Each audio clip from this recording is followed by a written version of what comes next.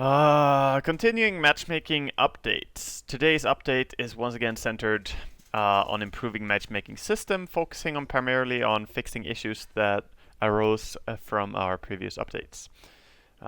We understand that some players, especially at the high end, have experienced a significant drop in matchmaking quality as a result of our recent iterations. We appreciate all the feedback and match IDs that we've been receiving. Your input has been very helpful, and we hope that you'll continue to give us feedback after this update as well. We are committed to making matchmaking as good as it can be. Alright, good start, you know. Please check out some more detailed information on the different aspects of today's update below. Hi, MMR partying. So this immediately starts out with stuff that is relevant. Also, this is Lena. Lena? Going from shit to pro? Lena? It's a sign. It is a sign. They must have been watching my stream. Hi MMR partying. Due to unusually high frequency of matchmaking abuses found in party games in high-level matches, we're adding a new rule to party matchmaking for Immortal Ranks to help reduce some of the negative behaviors that have become common at these ranks, and to help make solo queuing more viable. So, this is addressing basically the complaints that I made in many ways, right? The abuses of high MMR partying, where people are just partying up together. Some people playing on their Smurfs and some people playing on their main and boosting their MMR, or other abuses such as queuing for your support MMR when you have a higher core MMR, and that way cheating the system on how high your MMR is. For any party that includes an immortal player, every player in that party will be considered the same rank as the highest player in that party. This is basically Battle Cup, right? The Battle Cup system. But more detailed because it's exactly the same rank. So if you're playing with a rank 10 Immortal player, then all of you are expected to be rank 10, which is of course going to make it hard for super high MMR players to play party without getting hard games, but I think it will still improve quality. While this will significantly reduce some of the more common abuse scenarios, the trade-off is that it will also affect normal parties with a large MMR disparities. We think the trade-off is worthwhile at this high level. However, because matches are unlikely to be of high quality anyways, with extremely disparate skill levels within a party, given the shallow pool available, such disparity has often made the games less fun for most players involved. We expect that this will have the net effect of reducing the number of party games at the highest skill level by some amount, but compared to how infrequent high MMR party games were in the past, read impossible to play, the number of party games should still be higher than the historical average. Totally true. Very good assessment. I think this is a very good change to prevent all the Smurf abuse and the party abuse that we saw. So, I mean, they're basically taking the Battle Cup approach, which is obviously works. It's gonna, feel hard to play with Divine players now. If you're a high Immortal, you don't want to bring Divines into your party, perhaps, because it will make for hard games. But I think it will be good to stop the abuses, like they said. Matchup combinations. We're making changes regarding what solo and party matchups are allowed. For any 5-player party, they will now only be matched against other 5-player parties. I'm very curious to exactly how this is going to impact the queue time. I think 5-man parties at Immortal level will be very hard to find a game, is what I suspect. But then again, there might still be a lot of 5-man parties and they'll find each other. I mean, previously there was a lot of 5-man parties queuing at the same time, and still multiple of those 5-man parties get queued against 2+3 stacks or 2+2+1 stacks instead of just playing against each other. So now there's a big chance they will play against each other, which is, better. We're unsure if an absolute requirement like this will result in a net higher quality matchmaking due to more limited opponent spectrum available in that case, but we know this is an aspect the community talks about often, and we are going to do our best to work within those constraints. Similarly, any solo player will now only ever be queued, be considered for matches against at most one party of 2. This means that from a solo player's perspective, matches will always be either against a team of 5 solos or against 3 solos and a party of 2. This will be a hard requirement for the matchmaker instead of a situational consideration.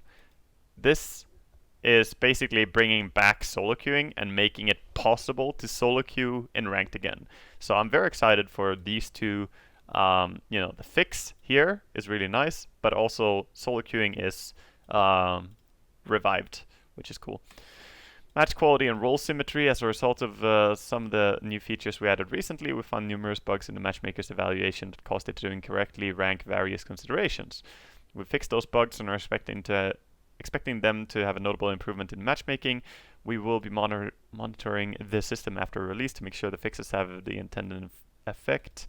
It is possible that there will be more issues to work out, so if you notice anything too far off, please let us know. We've also done various tuning to the role symmetry to make the role symmetry perform better, as there have been a few cases at certain brackets where it did not do a good job at all. Finally, we're putting bigger emphasis on having supports not be the highest MMR players in the game to the extent that is possible within parties. We've heard feedback from both core and support players that they would prefer the intra-match rank allocation be that way. That's true. That's true. I mean, overall, it is very harsh to be the highest MMR by like 1,000 MMR and be a support player.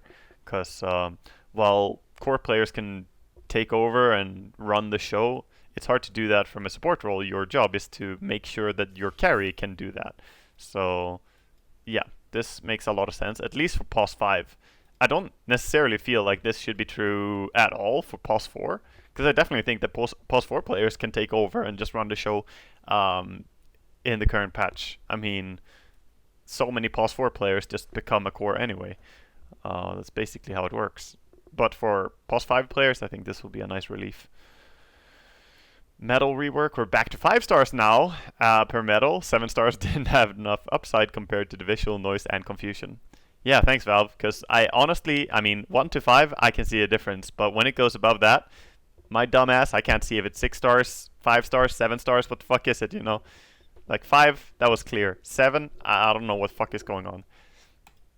They should have gone the other way though, just add 2 more stars. 9 stars, make it more confusing. Every game you win, you gain like 2 stars.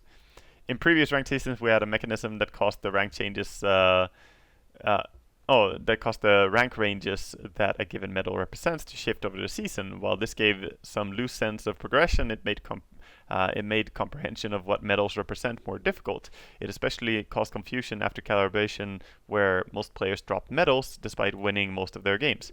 As a result of removing this mechanism and the star count rescale, we're rebalancing what MMR range each medal represents. This distribution model we're using for this is the curve we had in the final months of the previous season and what we've had historically. This will help ensure that the medals long-term represent the same skill level at the beginning of the season as they do at the end. We're expecting there to be some confusion as a result of this rebalancing, blah, blah, blah. There's no actual change to anyone's MMR number. Yeah. High Watermark. In the past, once a player reached a certain rank medal, they would retain that medal for the remainder of the ranked season, even if their actual MMR fell dramatically below the medal's threshold.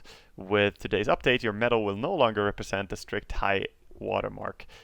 Instead, if you're ever more than 1 star away from your actual current rank, your medal will be adjusted to reflect that. Dramatically falling MMR. I've been there too, feels bad, man. We originally added the high watermark because we thought it would help with player anxiety in ranked games. We think that it's still true to some degree, however our data suggests that a 1-star buffer captures most of that benefit for the majority of players. There are multiple downsides to having a too broad of a spectrum on the higher watermark. First, it makes match fairness really hard to evaluate because we always match based on MMR, not medals. And thus, sometimes a game can appear to be good or bad as a result of the medals not representing reality. True, you could be like against an ancient player and you think that he's like, wow, really high MMR because ancient, but in reality, he had one of those dramatic falls, you know, so the match might actually have been balanced. As it relates to above goal and making it easier to evaluate matches, we think 1-star buffer will help balance both goals. Good stuff. Second benefit is it makes account buying indirectly less valuable. A player can no longer be on another account and keep a high medal for an entire season. Moreover, This change will also work in conjunction with the Smurf detection system we've been working on. We're currently only using Smurf detection to increase ranks upwards to the correct levels, but soon we plan to have it work in reverse direction as well, with high watermarks only holding on to 1 star's worth of buffer. Boosted purchased accounts will now fall faster and lose the medal along with them. Smurf detection. Gargamels. Got one here.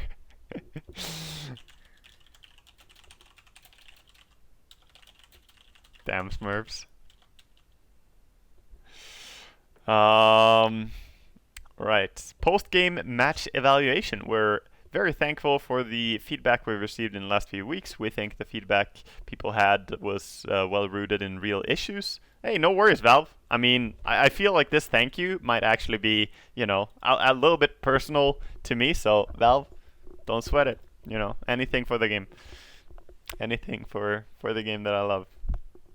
You're welcome. You're welcome, chat. I brought on this change. This is me.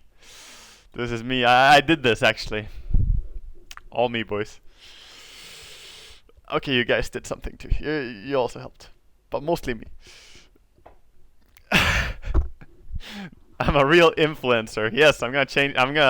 Where's my Instagram account? I thought I would get one now that I'm influencing so much. The hell? Alright. Let's keep going.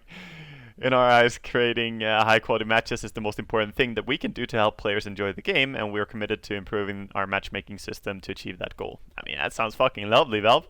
In an effort to help facilitate the discussions on matchmaking, we've made a couple of small changes to the post-game screen. The post-game screen will now show the average and max queue time for players in the match to help you determine if we formed a bad match too quickly or not. A summarized behavior category of the match will also be displayed to help players understand if the reason for the lack of better match was a shallower pool as a result of poor behavior, or if it was because of the matchmaker doing a bad job. Bad job, matchmaker. Bad job. Finally, we're sorting the list of players in the post-game screen from left to right with position 1 to 5. Parties will have a new type of indicator so you can still see what the allocations were. We're hoping this will make it easier for you to evaluate the role symmetry, if the role symmetry is working as expected or not. We recognize that adding more information here may cause short-term increase in complaints rather than a decrease, but our long-term goal is to create the highest quality matches, and having more information exposed to the players will ultimately lead to that end.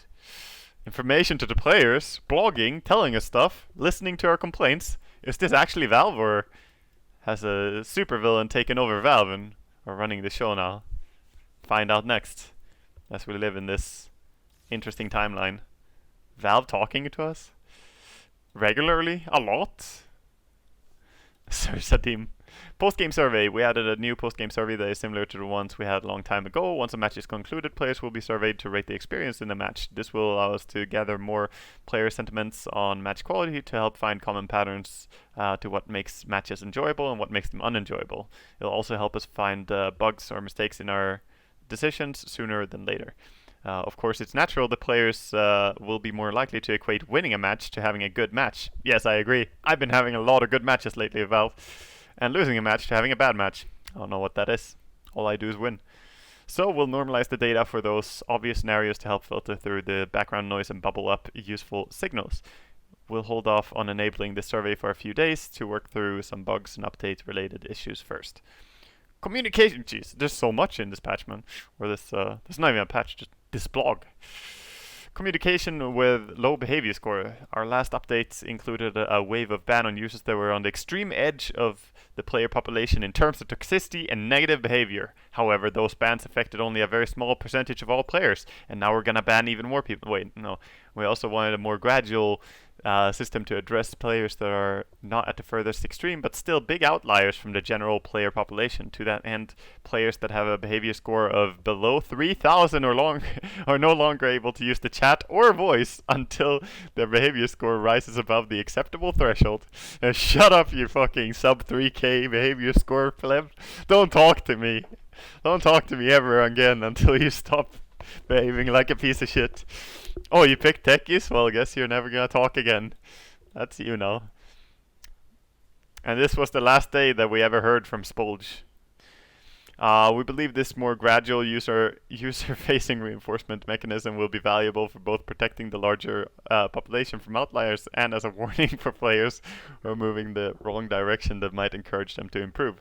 We set the threshold score at 3,000 due to the low probability that anyone would be that low without having had a consistently negative impact on the experiences of many different teammates. That sounds like Techies, dude. A consistently negative impact on the experience of many different teammates. It's bullshit.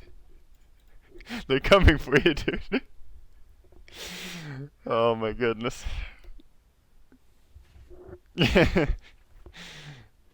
Party spread. As we mentioned, extremely large MMR spreads within the party makes it hard for the matchmaker to find compatible opponents, and even in cases where it can, the matches are not necessarily enjoyable for the players involved due to some players having low impact agency in the game, while others have an outsized one. We recognize, however, that players still want to play with friends, so this aspect is not without trade-offs. To help address that, we're reducing the acceptable MMR spread within a party from 2,800 to 2,000. F chat, F. Can't play with people now. We'll consider. I mean, I've been losing MMR anyway, so it's you know I lost about 800 MMR, so this makes up for the balance. We'll consider further reductions to the spread over time, as the current value is still quite large, but we'd like to find the correct balance incrementally. This limitation only applies to ranked matchmaking. Yeah, so you can still play normal games at least. Core matchmaking code. We made a significant revision to how the heart of the matchmaker iterates through the many players that are queuing at any given time. This revision restructures the matchmaker's search process to have more flexibility with how considers the increasing number of requirements. I feel like there's an it missing here, Valve. That was a weird sentence, actually. Valve, there's an it missing here. This blog is shit now. Valve still can't communicate with players. Sound the alarms, guys. It was fake all along. Yeah, okay. Let's keep going. Because the matchmaker must segment the large number of players into smaller combinations to consider, it was possible that the list of valuable matches weren't the highest quality in cases where the matchmaker excluded players due to soft considerations early in the process. Previously, it was not very efficient if there were too many considerations within a team and against a team. Because of the nature of this rewrite, we are expecting there to be bugs for the next few days that may cause matchmaking to be suboptimal, but are hopeful that this investment will allow us to more easily increase matchmaking quality in the long run. Man, this is like the 5th thing they said about increasing the quality of matchmaking. Sounds good, man. Report and player bans. This update will remove some methods of reporting that were not rate limited in order to improve the signal to noise ratio, especially at the conclusion of a game. We have also been refining our booster and exploiter detection algorithms and have been doing regular ban waves in the background. Oh, regular ban waves. We will continue refining these systems over the coming weeks. Banned players will also no longer show up or consume ranked spots on the leaderboard. This fix was implemented a few days ago, as some of you may have noticed, due to leaderboard ranking shifts. I mean, the way they say this makes it sound like 400 people above me on the leaderboard were banned. I don't think that's true, though, because a lot of people just lost their rank, but I think they got it back. Didn't they? Yeah, they did. They totally did. Because I'm now back to the rank that I was at. But for a while I was like rank 400 or some shit. So that would suggest that like 400 or 500 people were fucking banned. But I guess they just accidentally took people off the leaderboard. 400 people, really? Not a bit exaggerating? I was ranked 400 something, and I'm currently ranked 970. So yeah, about 400 or 500 people disappeared off the leaderboard. Like Rocksnack was suddenly rank 100 from being rank, I don't know, 500 or something, I think, or 300. Anyway, going forward, we're expecting the next day or two to be a little bit unstable as we iron out the issues with the update, but after that, we'd appreciate continuing with the feedback on your match experiences. Please make sure to always include a match ID in your feedback, as we often find them missing in that crucial data needed to follow up. That's cool. Our focus going into the next few weeks will be monitoring and measuring the results of this update and following up as needed based on what we learn. The other big category that we're going to be focusing on soon is revamping the new player experience for an update in the future. In addition, a lot of ongoing work we are doing on Smurf detection will indirectly help us in the future with placing new players into more ideal matches once they've completed their initial new player experience phase. We are hoping that after we get matchmaking into a better spot, it'll be an ideal time for brand new players to join in as well as for existing players to invite their friends into the game with the help of a better new player ramp. Smurf detection. Alright boys, so you heard what they said here. Soon is the ideal time to get into Dota. It's peak time to get into Dota. And if you get into Dota quick enough, you might be ready to play at TI10, you know. If you got some high skill players who haven't started yet, you know, just god gamers, invite them soon. BSJ had to wait hours for games yesterday, and Moo, who's rank 1 and a support in NA, didn't find a game at all. Yeah, being rank 1 and a support, I would imagine that the system needs to have some almost hard-coded exceptions for this, of being like super high MMR, like number 1 MMR in a region, and playing support, because the system now doesn't want to put supports with people who are lower MMR than them. However, if you're the highest MMR in the entire region, the system is going to have to look for a while to find some higher MMR core players to put you with. You're going to have to go from NA to Europe, man. That's your only chance of finding higher MMR players. That's your only salvation. Come to Europe. But if you're number 1 in Europe as a support, then you're fucked. What, Monkeys Forever had some crazy games yesterday. They were top 200s only. Yeah, it sounds good. Overall, the changes sound really, really good.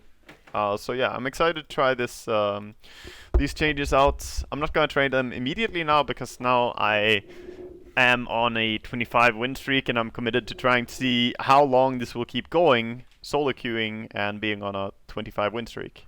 But as soon as the win streak is kaput, I am going to test out the ranks as well.